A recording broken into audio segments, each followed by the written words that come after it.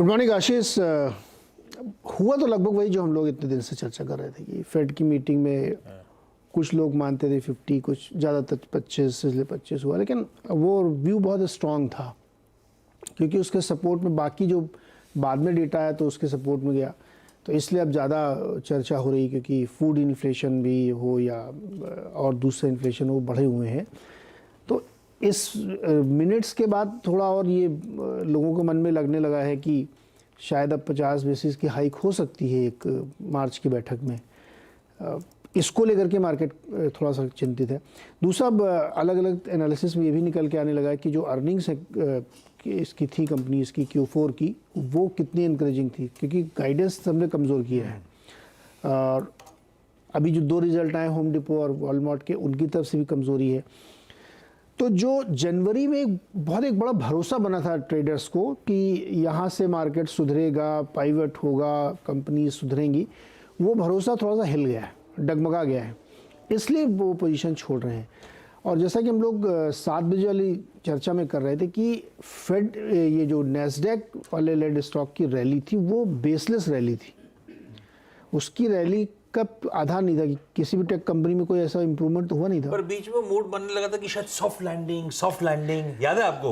वो नैरेटिव जब फैला था तब वो रिकवरी एक्चुअली विचार है ये, सिर्फ नैरेटिव्स को डेटा सपोर्ट नहीं कर रहे हैं। हमें वो इन्फ्लेशन के आंकड़े लगातार कूल ऑफ होते दिख रहे थे। हाँ, जैसे अभी एक आंकड़ा हमने सुबह बताया कि जो ओवरऑल हाउसिंग की वैल्यू है यूएस की, वो 6-7% गिर गई है।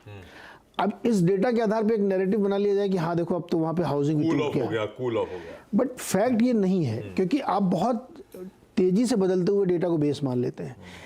अब इसीलिए वही लोग जो कल तक नैस्डैक की रैली में बहुत चढ़ के खरीद रहे थे, अब वही कह रहे हैं कि इस रैली का बेस नहीं है, अब ये फिजल आउट होगी, ये गिरेगी और ज़्यादा कमजोरी आएगी। तो नेट ये है कि मार्केट में कॉन्फिडेंस हिल गया है। एक शब्द में कहें तो जो सर्टेनिटी से आप कह सकते हैं भरोसा टूट रहा है लोगों का, इसलिए वहाँ पे बिकवाली कर रहे हैं लोग, डर रहे हैं क्योंकि उनको समझ नहीं आ रहा कि आगे मार्केट कैसे पैन आउट होगा और फेड क्या करेगा। तो इसके लिए इसीलिए ग्रीड एंड फियर मीटर में वैसा ही इंडिकेशन देखने को मिल रहा है, फूड इन्फ्लेशन देखने को मिल रहा है, सैलरी का जो सर्वे आ रहा है उसमें भी बता रहे हैं कि 3% से ज़्यादा की अप्रेजल मिल रहे हैं लोगों को। तो ये जो इस तरीके के नंबर्स आ रहे हैं, इसलिए मार्केट थोड़ा सा कमज़ोर है वहाँ पे और संकेत इसीलिए डविस बने हुए हैं। अब अगले 10-15 दिन तक ऐसे ही चलेगा, ऊपर नीचे एक रेंज में। पता नहीं मार्च की बैठक के बाद ही तय होगा क्या होने वाला है। ये है आज की कुल कहानी यूएस मार्केट। और इसलिए क्रूड गिर गया, देखिए कल 3% 80 पे आ गया है।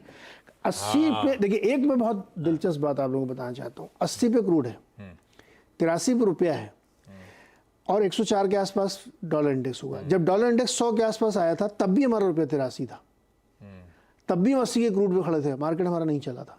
मुझे ये चिंता लगती है कि ये जो नंबर्स है ना, ये कहीं ना कहीं बीच में कुछ लोचा है, केमिकल लोचा है इसमें।